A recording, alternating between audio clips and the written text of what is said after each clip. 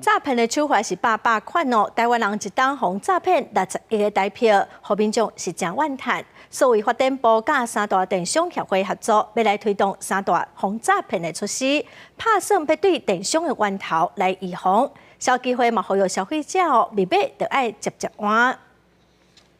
现代人介意伫网络顶买物件，个人资料若无细致流出去，都可能会拄到诈骗。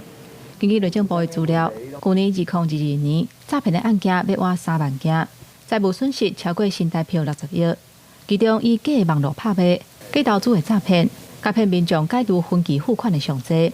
而且政府嘛发现讲，讲诈骗的歹徒清早利用电商营运模式来骗人，所以作为发展部8月就甲三大电商工协会合作，共同推动三大防诈骗的措施。我们会从包括治安健检、红队演练，然后包括引入这个银码技术。那各位可以看到，今天其实有蛮多业者已经开始承诺，已经或者是将要引入。另外，我们会成立一个联防平台，把这个相关的不管是治安的情资，还有或者是防诈的资讯做内部的交换，里面也包含了执法的机关。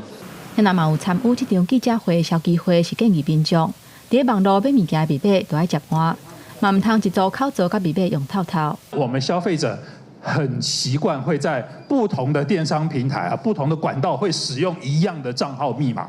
这个你的账密已经外泄，你怀疑已经外泄了，甚至你已经外泄，你都知道了，应该要尽快的更改一下你的账号密码。数位部为去年8月份挂牌了后，已经完成40间电商资安的健康检查，甲模拟海客攻击的红队演练。今年会阁增加40间。另外，嘛利用物流稳装号码的技术，让消费者买物件了后，手机的号码未流出去，佫会建立电商联防平台。那数位部嘛会招佫较侪业者来加入，防止佫发生诈骗。记者林玉凯、曾俊佑台北报道。搁再新闻来看。